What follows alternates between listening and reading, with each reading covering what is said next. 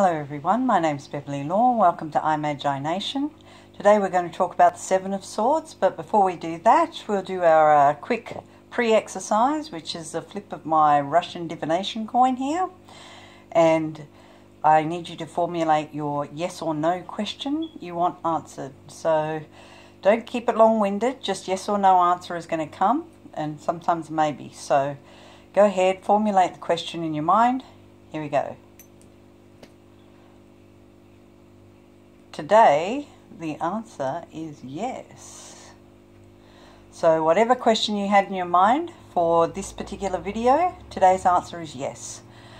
So on to the Seven of Swords. So the Seven of Swords, as we all know, is the nasty card of the tarot.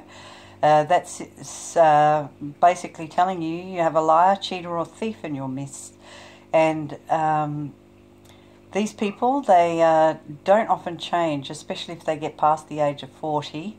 You're looking at someone who has habitually lied, cheated or stolen.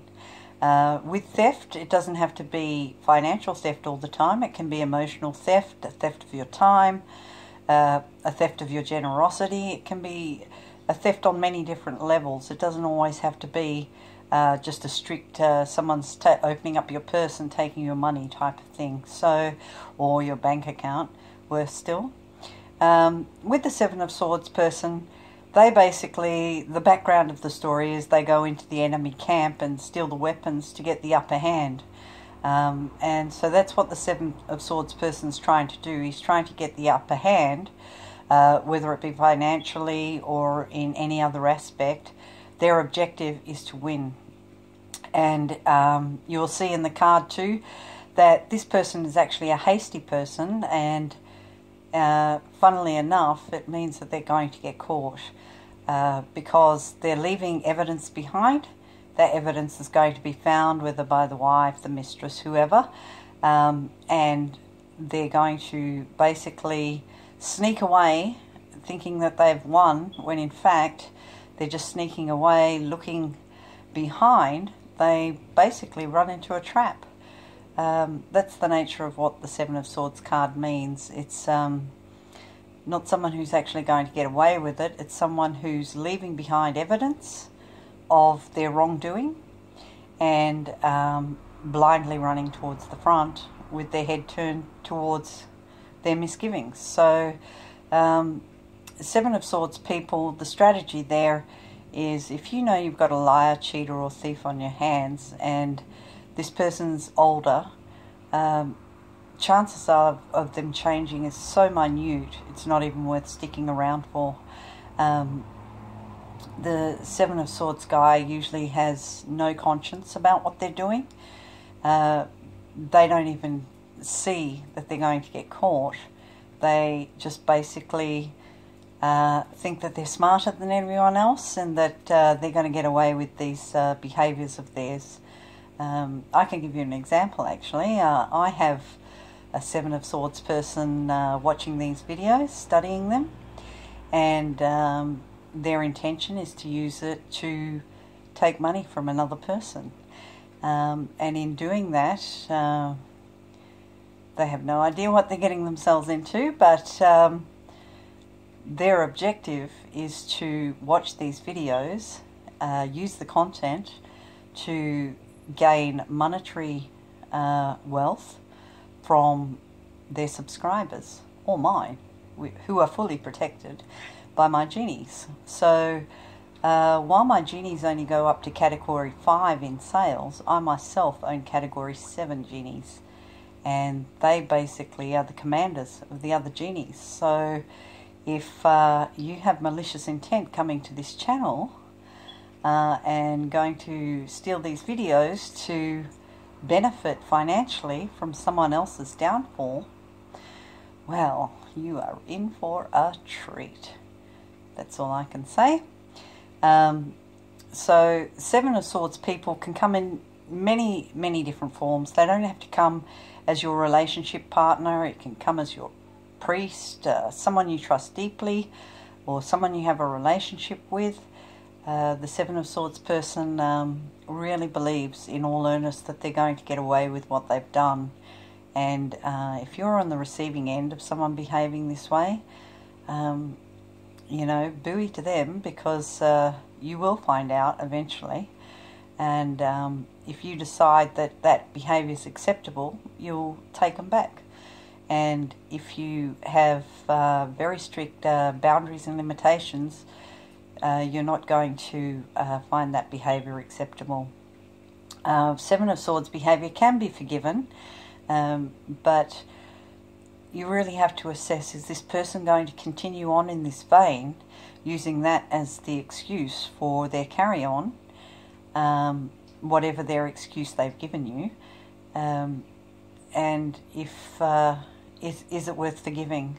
If you see fit to forgive a person for extreme behaviour like lying, cheating or theft of you as a person or your personal property, chances are they will repeat that behaviour and you again will be on the receiving end of it. I like to use the guidelines coming from a justice background. If someone's over the age of 18 and certainly over the age of 21, you know, they are fully responsible for their own actions. There is nothing that they can say that would make me or a judge or jury believe that they have anything other than full responsibility of using that free will to make those decisions. If a person's wrongdoing and they're over the age of 21, which is the legal age, that wrongdoing is fully accountable to them. They can't blame it on another person, blame it on being drunk, blame it on this, blame it on that. None of that really holds sway. It is you doing it. You have made the decision to cause harm and pain to another by behaving in this way. And for anyone to say over the age of 21 that they you know, weren't in their right mind, someone else influenced them into doing it, whatever their story is, it's unacceptable. I know for me personally, I do not accept anything other than you chose your free will to make those actions and the consequences are yours. And that really doesn't change, and anyone with boundaries and limitations, even in the law, see things the exact same way, and they're not going to buy that story either. So if that's you, Seven of Swording away, oh goodness, please don't. There's repercussions to be had. The sooner you make a better decision, the better for you and for everyone else, and certainly the person that you're perpetrating against. It's unkind, it's unjust, and you really shouldn't be doing that. And if the Seven of Swords has happened to you, which hopefully that's more of what's going on here in this tarot strategy audience, make a conscious decision. Is this something that you're going to tolerate moving forward? Or is there hope of that person changing? If there's hope of that person changing, I'm all for second chances. But to take them back knowing that they're going to continue on in that vein, well, that's going to lead to a dead end. And, you know, all parties surrounding this matter are going to get hurt. The Seven of Swords guy, you know, they've got repercussions of their own to face, but you're left with the pain of having gone through that experience with them. And it's just not going to work out for anyone in any way. So for you, unfortunately, I've noticed actually all these sword cards end up with get out of there. You know, outside of the reversed court cards, that seems to be the answer. You can't stick around when someone's not doing the right thing. That's going to reflect badly on you. And if you have a career or something worth salvaging, when that light shone on you for those same actions because of your association with the Seven of Swords, it's going to have a very detrimental effect, and it'll be something that's extremely hard to undo.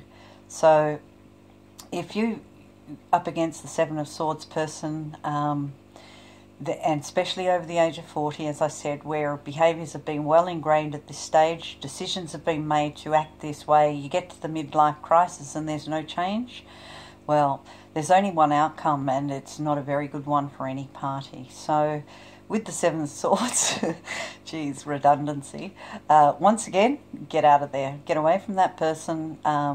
If there's a hope of change, that's fair enough, you can weigh that out and see if you want to stay. But if there's no hope of change, there's no option here for you, unfortunately. I'd like to say there's an option, but there really isn't. And you're just dragging on your pain and the intensity of whatever experience you're going through. So with the Seven of Swords, get out of there. Thanks for watching.